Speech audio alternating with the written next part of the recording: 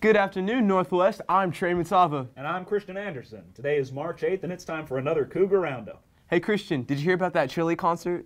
Yeah, that chili was great. The music wasn't half bad either. Let's look at a recap.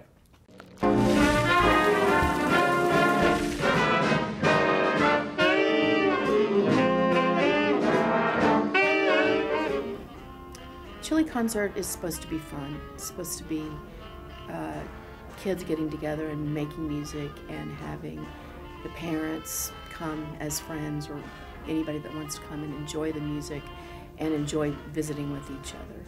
A lot of the other concerts that we do are pretty academic, you know, and so the Chili concert is, we try to just have it be fun music. The Chili concert was my idea, so I did start that probably my second year here. And then the auction was not my idea, it was a band parent's idea. I don't even remember how long ago that started. This is year 18 for me here, so the Chili concert's been going on for 17 years. I'd say the auction maybe a year or two after that. So it just seems easy. Chili always seemed easy. So that's kind of the reason, I think.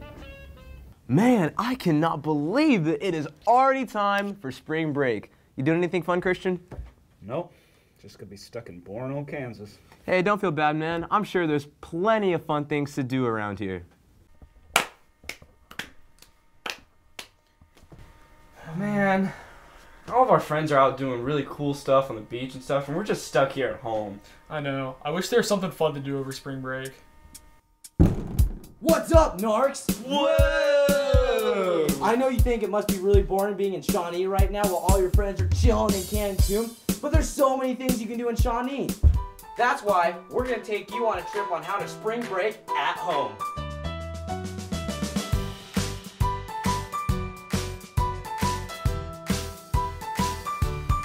Alright, first up, hanging with your in-town friends. It's time to get in touch with the dudes that really matter in your life. I have everything I need right here. Next, go ahead and play a nice board game with them. Enjoy the awesome pastime of Junior Monopoly. All your real friends may have left you to go to Cancun, but that's okay, because you can play Monopoly. I'll take the Ferris wheel. Man, this is BS! Oh, looks like I got a little carried away there. If you don't have any friends, though, take your furry friend on a walk. It's an awesome way to bond with man's best friend. Finally, get in touch with your parents. Seriously, your parents do so much for you. Take time to see them and chill with them because parents are sweet. Hey, maybe we No!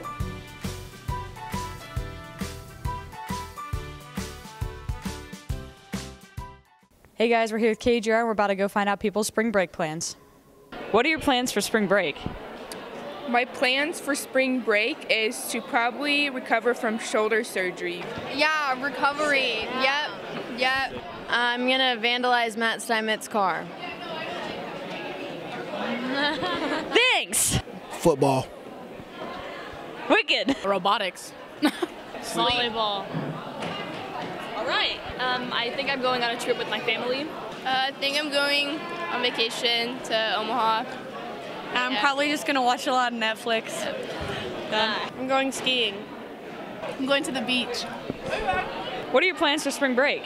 Mexico! Oh my god. Thank you. I'm going to Arkansas to see Ben Rector with my future roommate. I'm gonna go on Instagram and see everyone's pictures in Mexico. What are your plans for spring break? Oh, to get lots of rest and a break from students. Unfortunately, I live in the neighborhood, so I guess I'll be seeing you some at work and around the neighborhood. Hanging out with friends. Yeah. Party. Yeah. Thanks for watching, guys. Have a fun spring break and stay safe. Okay, perfect. Does Miss Dent still have any Girl Scout cookies left? I prefer some chocolate mint. And I hate mint, but I love chocolate mint. Roses are red, violets are blue. I ain't no poet, so I'm gonna leave that up to you. Me? Man, you know I can't. No. The Poetry Club. Why don't we see what they're up to?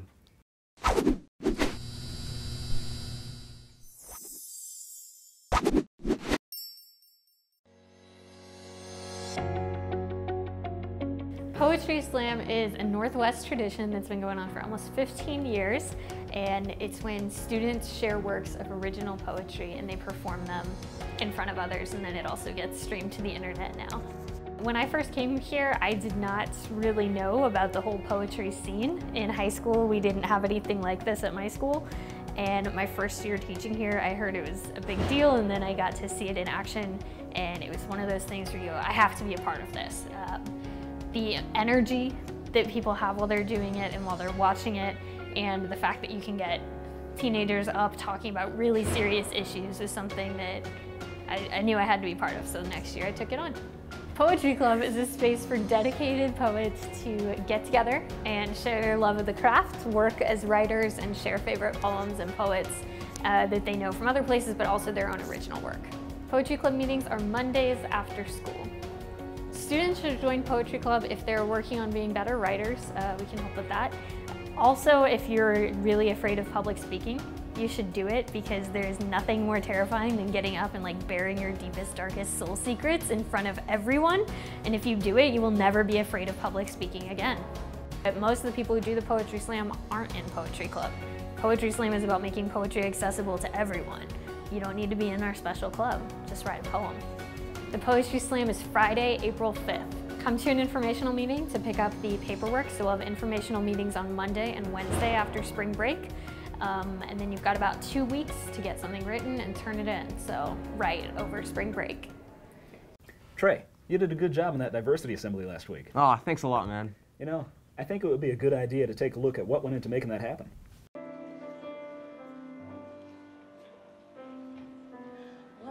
We're currently in the beginning stages of it, so it really is a club that's going to be designed by students. Whatever ideas you guys have, things that you guys want to do, I'm just there to support. And so it's definitely one of the things where when you hear Black Student Union, students or people assume, oh, it's just the Black students. No, we want everyone to come and join and, you know, contribute, and for February, you know, in particular, to be a month filled with things that we can do as a club to get everyone in the school involved. We learn every day, we learn something new. I just want students to be open. I want students to, you know, come and pay attention and just walk away with something that they did not know before. And I want it to be a good time. The celebration of really influential African-American people in history, as well as important events in history. So celebrating what has happened, celebrating how far we have come, celebrating where we're going. You're not going to be able to move forward unless we address history and what happened in history. And it's a chance to, again, annually celebrate really important people and important events that occurred. You know, I wouldn't be here if it weren't for, again, some of the really important people in history.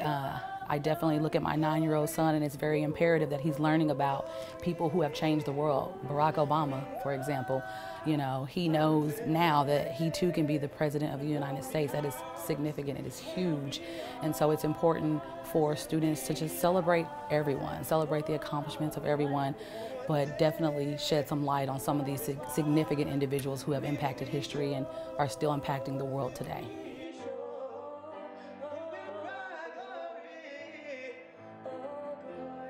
Trey, put that away. We're kind of trying to do something. Oh, no. I was checking the news, you know. That was a game. No, it wasn't. You know, a few members of our Northwest family had a discussion about this very thing. I think you could benefit from it. Today, we have a panel of students and teachers to discuss the growing trend of phones at our school. On the right, we have students who use their phones very often, while on the left, we have a student and teacher who limit their screen time. Let's hear what the two groups have to say about the issue. For sure. Well, yeah, always. I use it when I need to and when I don't. So. Yeah, 100%, yes. Well, I never really used a lot of technology. I never really had much of a reason to, I think. So you actually enjoy the company and the people around you? Yeah. That's fascinating. You're fascinating. I don't. I think social media hurts us a lot. I mean, it's cool to have access to immediate information on the news, but then there's a whole new level of comparison and just, I don't know, it's supposed to be like positive, but I feel like most of the time it has a negative effect. Yeah. It can be positive, but it's kind of gotten to the point with a lot of people where it is an addiction, and that's a problem. People are just always on it, always using that, and no addiction is ever a good thing. Yeah, the comparison I think is huge. The compulsion that comes with it, it just sucks time. When I go out, I see little kids glued to iPads, and that's their parents just give it to them, and they're like, oh, like, go entertain yourself. I can't imagine what they're gonna be doing when they're our age.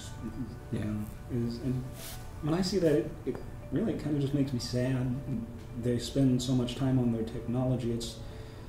It's more like they don't quite learn how to socialize. Humans are social creatures and need to do that, and instead of actually going out and talking to people, actually interacting with people, their device on the screen, and that's occupying all their time. And I feel like most of the time it's a distraction, and especially when I have games on my phone and I'm bored, I just start like playing it for a little bit, but then I get sucked in. Do you know how long it can take to get your brain back into that focus that you were in? Long time. 20 plus minutes. Oh my goodness. Yeah. And you constantly have that. I mean, this distracts you more than every 20 minutes, doesn't it? I worry about you guys. I worry about you engaged in something and trying to engage in something in college and not being good at being undistracted for a long period of time.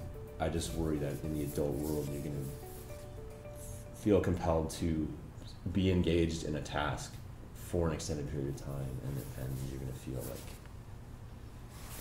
unable to do it. Hey, did you hear about our new presidents? Trey, I'm a senior. Fun fact about us, we don't care. Well, I think you'd like these guys. We had been friends prior to student council, and we found that we worked very well together, so we decided that it would be best if we campaigned together as well. Eugene has been one of my best friends since freshman year. I met him when we were doing debate together, and he has always been an inspiration to me. Campaigning took such a long time. Eugene and I spent probably 2 to 3 hours together every day leading up to the campaign, so for the whole week before, and then even during the campaign we'd come to school before and after to set up posters or to pass out t-shirts and things like that. We put in probably 2 hours a day every single day for 2 to 3 weeks, which adds up to lots of hours. I was more the logistics side, and I did a lot of writing the speech. For most of it, Eugene and I worked together, but we also would have an element of dividing responsibilities. For instance, we were coming up with all our posters and stuff. I'm more artistic, so I would do all the artwork and all the posters, and he would help with like speech writing and designing t-shirts and all that, so it was just a really fun time. Man, I was so sad when Cappuccino Day got moved back. I know, I was looking forward to that too. Hey, at least it happened. Yeah. The snow days affected the Cappuccino Days because we had to reschedule Cappuccino Day twice, actually. Once wasn't technically for snow days, it was like our testing week where we ended up having a block day on a Friday. And then the next week, we ended up having a block day on a Friday again for snow days. And so we had to reschedule twice. So this was a little unexpected. We've never done a Cappuccino Day on a Tuesday before, but I think it was actually, it was best case scenario really for us to have a Cappuccino Day on a Tuesday, because I think there are more people in the building on a Tuesday. So there was just great participation today from all classes. Come on, Northwest, let's gear up for some girls basketball.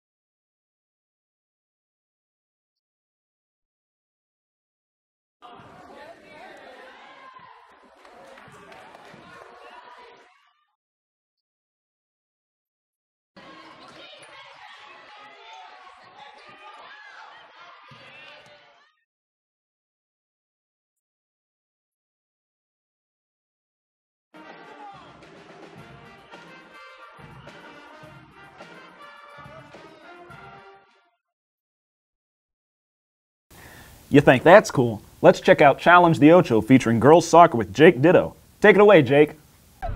Welcome back to Challenge the Ocho. We're doing an intro right now! Welcome back to Cougar Roundup. This is Challenge the Ocho. I'm here with my best bud, Ty Black. And today, we're going to be doing a 1v1 versus girls soccer.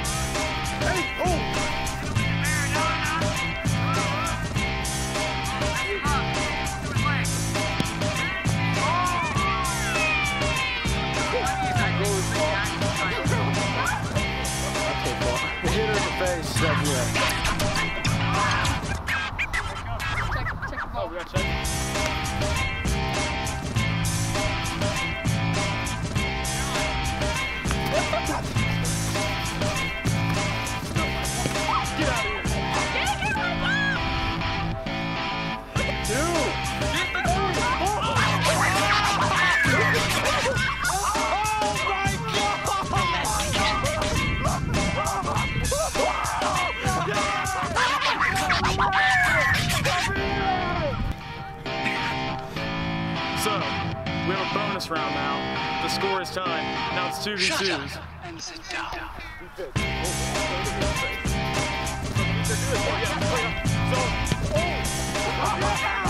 If we score this, do we win? If we win. If we score this, then we win. Over here. Oh, you got it back, right back. Oh, no. So that was another easy dub for the Ocho team here. Obviously, girls soccer isn't as good as they were last year, third in state, but yeah, hopefully they might get like, I don't know, 10th in state or something. That'll be it for the Ocho. See you next time. We cannot forget about track. We have right now 259 people on the roster, which last year we only had about 195 to start the season, so we're dealing with a much larger team. We have a new coach who works with the sprinters, Coach Ibarra. So those are two of the big things. I've moved over to work with the distance runners. So the boys team was one of the best in the history of the school in terms of winning meets. We lost a ton of seniors off that team. I think what I'm planning to bring, Coach Black put out a letter to coaches about a week ago about changing the culture, creating some new attitudes. I think I bring a lot of motivation. I like to have fun when we're out at practice. I like for kids to come out and work hard and to have fun. Number one is, well, I already told everybody this, you got to work hard. Anything you do, whether you're in academics, you're on a sports team, you got to work hard. You got to give 100%. Don't be afraid to fail. Well, Christian, I think that's all the time we have for today. I'm Trey Mutava. And I'm Christian. Have a fun and safe spring break, Northwest. What? I said we were out of time. You little...